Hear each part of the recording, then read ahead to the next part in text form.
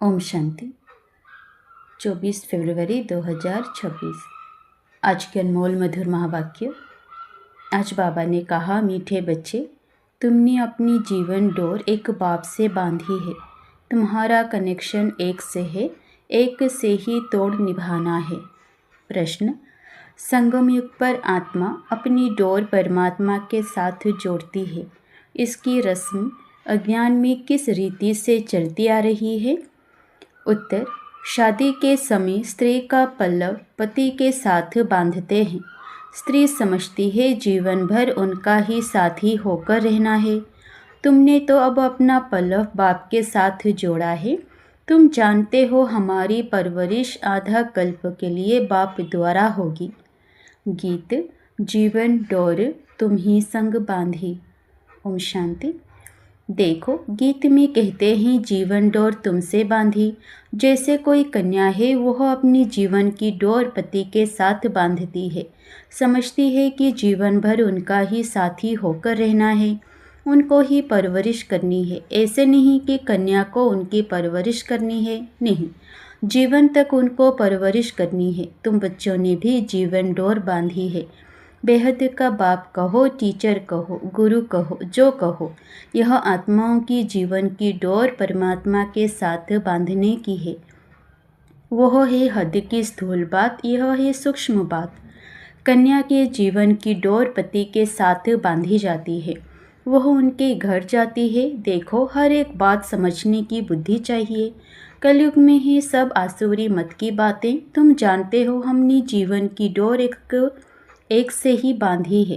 तुम्हारा कनेक्शन एक से है, एक से ही तोड़ निभाना है, क्योंकि उनसे हमको बहुत अच्छा सुख मिलता है।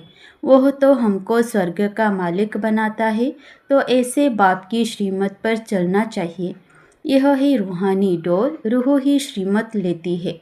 आसुरी मत लेने से तो नीचे गिरे हैं। अब रूहानी बाप की श्रीमत पर चलना चाहिए। तुम जानते हो हम अपनी आत्मा की डोर परमात्मा के साथ बांधते हैं, तो हमें उनसे 21 जन्म सदा सुख का वर्षा मिलता है। उस अल्पकाल की जीवन की डोर से तो नीचे गिरते आए हैं। यह 21 जन्मों के लिए गारंटी है। तुम्हारी कमाई कितनी ज़बरदस्त है, इसमें गफलत नहीं करनी चाहिए। माया गफलत बहुत कराती है। इन लक्ष्मी नारायण ने ज़रूर कोई से जीवन डोर बांधी, जिससे 21 जन्म का वर्षा मिला। तुम आत्माओं की परमात्मा से जीवन डोर बांधी जाती है। कल्प कल्प उनकी तो गिनती नहीं, बुद्धि में बैठता है। हम शिव बाबा के बने हैं, उनसे जीवन डोर बांधी है। हर एक बात बाप बेट समझाते हैं। तुम जानते हो कल्प पहले भी बांधी थी। अब शिव जयंती मनाते हैं, परंतु किसी की मनाते हैं पता नहीं है। शिव बाबा जो पतित पावन है, वह जरूर संगम पर ही आएगा। यह तुम जानते हो, दुनिया नहीं जानती है, इसीलिए गाया हुआ है कोटों में कोई। आदि सनातन देवी देवता धर्म प्राय लोप हो गया है और सब शास्त्र कहानियाँ आदि हैं। यह धर्म है ही नहीं तो जाने कैसे? अभी तुम जीवन की डोर बांध रहे हो। आत्माओं की परमात्मा के साथ डोर जुटी हुई है।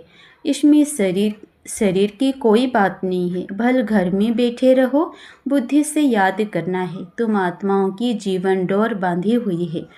पल्लव बांधते हैं ना, वह स्थूल पल्लव, यह है आत्माओं का परमात्मा के साथ योग।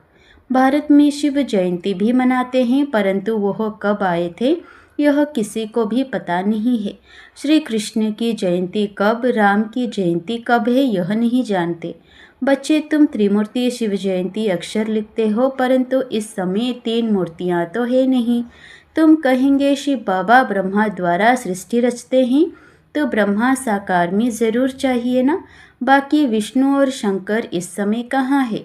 जो तुम त्रिमूर्ति कहते हो, यह बहुत समझने की बातें हैं। त्रिमूर्ति का अर्थ ही ब्रह्मा विष्णु शंकर है। ब्रह्मा द्वारा स्थापना वह तो इस समय होती है। विष्णु द्वारा सतयुग में पालना होगी। विनाश का कार्य अंत में होना है। यह आदि सनातन देवी देवता धर्म भारत का एक ही है। वह तो सब आते ही धर्म स्थापन करने।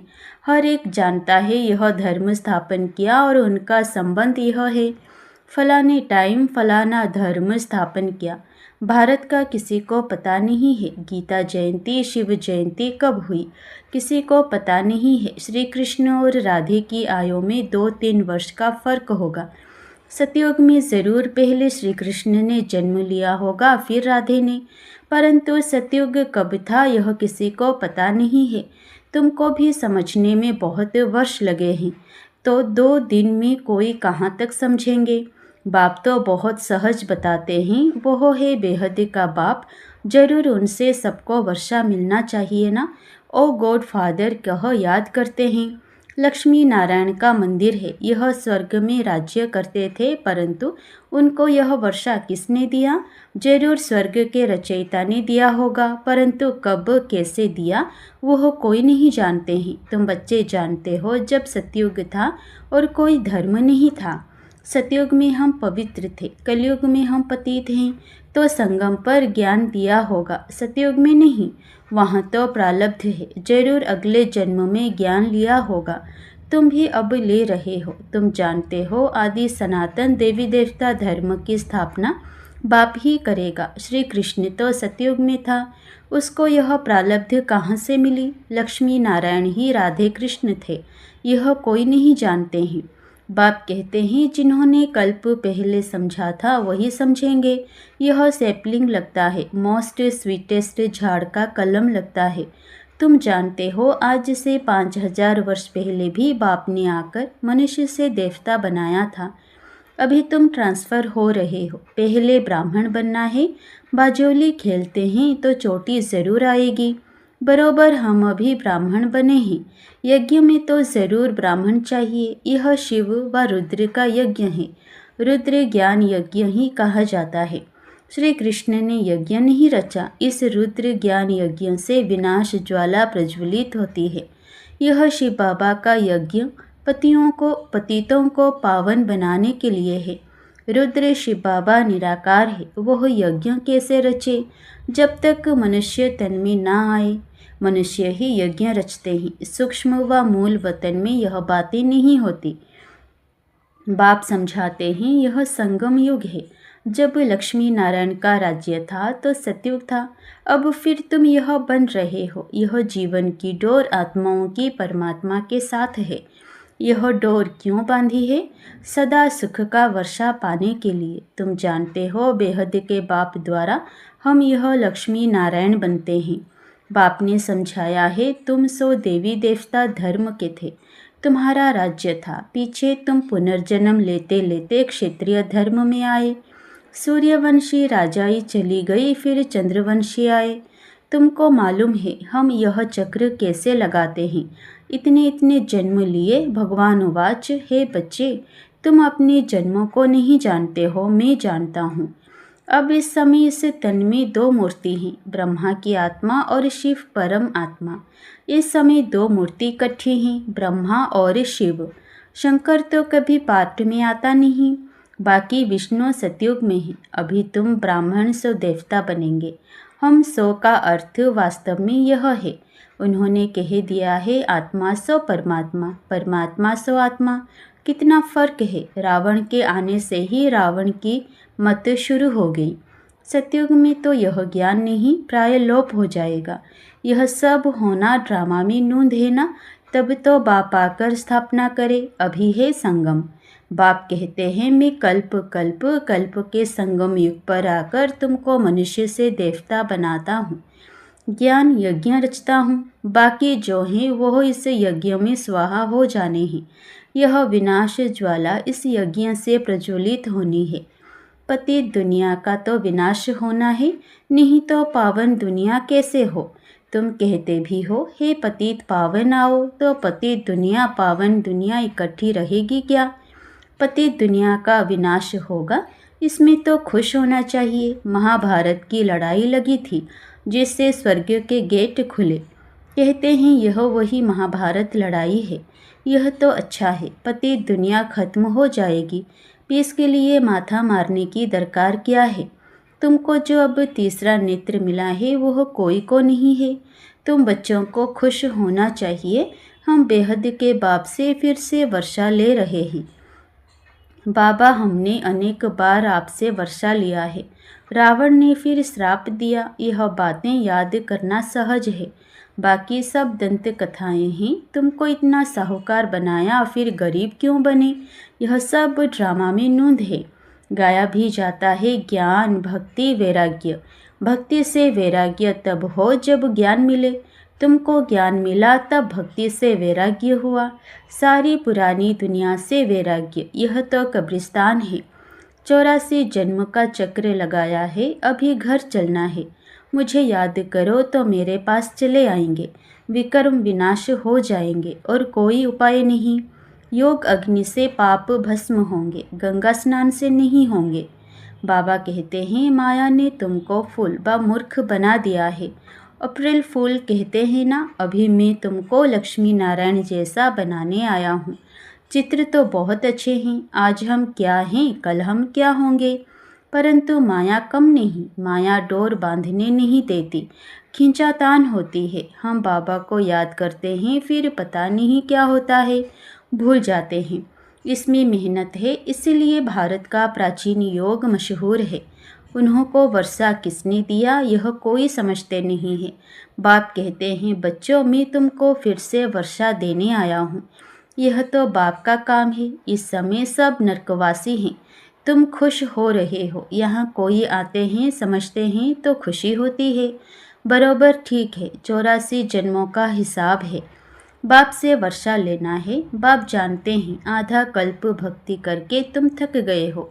मीठे बच्चे, बाप तुम्हारी सब थक दूर करेंगे।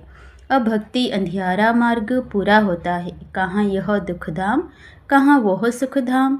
मैं दुखधाम को सुखधाम बनाने कल्प के संगम पर आता हूँ। बाप का परिचय देना है। बाप बेहद का वर्षा देने वाला है। एक की ही महिमा है। शिव बाबा नहीं होता तो तुमको पावन कौन बनाता। ड्रामा में सारी नूंद है। कल्प कल्प तुम मुझे पुकारते हो कि हे पतित पावन आओ। शिव की जयंती है। कहते हैं ब्रह्मा ने स्वर्ग की स्थापना की, फिर शिव ने क्या किया जो शिव जयंती मनाते हैं? कुछ भी समझते नहीं है। तुम्हारी बुद्धि में ज्ञान एकदम बैठ जाना चाहिए। डोर एक के साथ बांधी है तो फिर और कोई के साथ नहीं बांधो, नहीं तो गिर पड़ेंगे। पारलौकिक बाप मोस्ट सिंपल हैं, कोई ठाट बाट नहीं। वह बाप तो मोटरों में, एरोप्लेन में घूमते हैं। यह बेहद का बाप कहते हैं मैं पतित दुनिया, पतित शरीर में बच्चों की सेवा के लिए आया हूँ। तुमने बुलाया है, हे अविनाशी सर्जन आओ, आकर हमें इंजेक्शन लगाओ। इंजेक्शन लग रहा है। बाप कहते हैं योग लगाओ तो तुम्हारे पाप भस्म होंगे। बाप है ही 63 जन्मों का दुख हरता, 21 जन्मों का सुख करता। अच्छा, मीठे मीठे सिक्के लधे बच्चों प्रति माता पिता बाप दादा का याद प्यार और गुड मॉर्निंग। रूहानी बाप की रूहानी बच्चों को नमस्ते। धारणा के लिए मुख्य सार। पहला, अपनी बुद्धि की रूहानी डोर एक बाप के साथ बांधनी है, एक की ही श्रीमत पर चलना है। दूसरा, हम मोस्ट स्वीटेस्ट झाड़ का कलम लगा रहे हैं, इसलिए पहले स्वयं को बहुत बहुत स्वीट बनाना है। याद की यात्रा में तत्पर रहो, विकर्म विनाश करने हैं। वरदान, मनन शक्ति द्वारा हर पॉइंट के अनुभवी बनने वाले सदा शक्तिशाली माया प्रूफ विघ्न प्रूफ भव। जैसे शरीर की शक्ति के लिए पाचन शक्ति व हजम करने की शक्ति आवश्यक है, ऐसे आत्मा को शक्तिशाली बनाने के लिए मनन शक्ति चाहिए।